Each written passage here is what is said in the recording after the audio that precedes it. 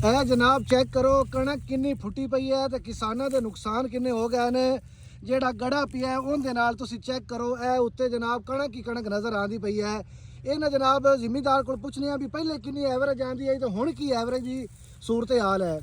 ਹਾਂਜੀ ਭਾਈ ਜਾਨ ਕੀ ਹਾਲ ਚਾਲ ਹੈ? ਅੱਲਾਹ ਪਾਕ ਦਾ ਕਰਮ। ਇਹ ਬਾਹੂ ਆਪਣੀ ਜਿਹੜੀ ਹੈ ਮਤਲਬ ਇੰਨੀ ਸਾਰੀ ਫੁੱਟੀ ਪਈ ਹੈ ਕਣਕ, ਇਹ ਸਾਰੀ ਐਵੇਂ ਹੋਈ ਤੇ ਉਹ ਜਿਹੜਾ ਆਪਾਂ ਸਾਈਡ ਤੋਂ ਵਡਾਈ ਹੈ ਉਹਦੀ ਕੀ ਐਵਰੇਜ ਆਈ ਹੈ ਆਪਣੀ? ਉਹਦੇ ਕੋਈ 10 ਤੋਂ 15 ਮਣ ਨਿਕਲ ਪਈ ਬਸ ਕਿੱਲੇ ਦੀ 10 ਤੋਂ 15 ਮਣ ਹੈ। ਤੇ ਅੱਗੇ ਆਪਣੀ ਇੱਥੇ ਕਿੰਨੀ ਐਵਰੇਜ ਆਂਦੀ ਹੈ? ਤਕਰੀਬਨ 55 ਤੋਂ 60 ਮਣ। 55 ਤੋਂ 60 ਮਤਲਬ ਗੜੇ ਦੇ ਨਾਲ ਜਨਾਬ ਤਕਰੀਬਨ ਕੋਈ 40 ਤੋਂ 45 ਮਣ ਜ਼ਾਇਆ ਹੋ ਗਿਆ। ਨੁਕਸਾਨ ਹੋਇਆ ਇਹ ਮਤਲਬ ਜਿਹੜੀ ਇਹ ਜਿਹੜੇ ਦਾਣੇ ਹੈ ਇਹ ਦਾਣੇ ਕਿਰੇ ਆਏ ਨੇ, ਇਹ ਦਾਣੇ ਕਿਰੇ ਨੂੰ ਆਂਦੇ ਤੇ ਜਿਹੜੇ ਸਿੱਟੇ ਆਏ ਨੇ ਉਹ ਅਜੇ ਨਹੀਂ ਫੁੱਟੇ ਹੋ ਵਿੱਚ। ਸਿੱਟੇ ਤਾਂ ਫੁੱਟੇ ਹੀ ਨੇ ਨਾ, ਤੇ ਦਾਣੇ ਸਾਰੇ ਫੁੱਟੇ ਪਏ ਨਾ। ਜਿਹੜੀ ਹਰਿਆਲੀ ਹੈ ਨਾ ਸਾਰਾ ਦਾਣੇ ਦਾਣੇ। ਇਹ ਤੁਸੀਂ ਚੈੱਕ ਕਰੋ ਜਨਾਬ ਸਾਰੇ ਪਾਸੇ ਹਰਿਆਲੀ ਹਰਿਆਲੀ ਨਜ਼ਰ ਆਉਂਦੀ ਪਈ ਹੈ।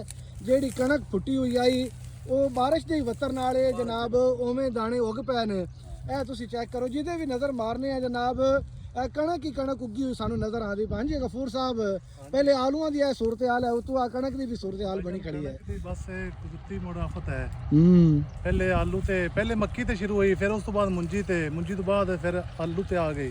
ਉਸ ਤੋਂ ਬਾਅਦ ਹੁਣ ਗੰਦਮ ਆਈ ਹੈ। ਇਹ ਗੰਦਮ ਤੇ ਵੀ ਇਹ ਸੂਰਤ ਹਾਲ ਹੈ, ਲੇਕਿਨ ਲੋਕਾਂ ਦੀ 50-60 ਮਣ ਵੀ ਨਿਕਲਦੀ ਪਈ ਹੈ। ਉੱਥੇ ਬਾਰੀ ਨਹੀਂ ਹੋਈ ਨਾ ਉੱਥੇ ਨਿਕਲਦੀ ਪਈ ਹੈ।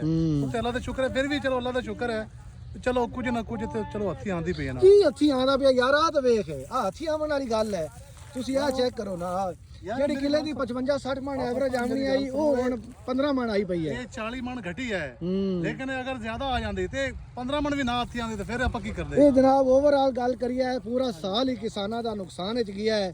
ਮਕਈ ਵੀ, ਮੁੰਜੀ ਵੀ, ਆਲੂ ਵੀ, ਤੇ ਉਤਵਾ ਕਣਕ ਤੇ ਜਿਹੜੀਆਂ ਉਮੀਦਾਂ ਆਈਆਂ ਇਹ ਕਣਕ ਵਾਲੀਆਂ ਉਮੀਦਾਂ ਵੀ ਖਤਮ ਹੋ ਗਈਆਂ ਨੇ।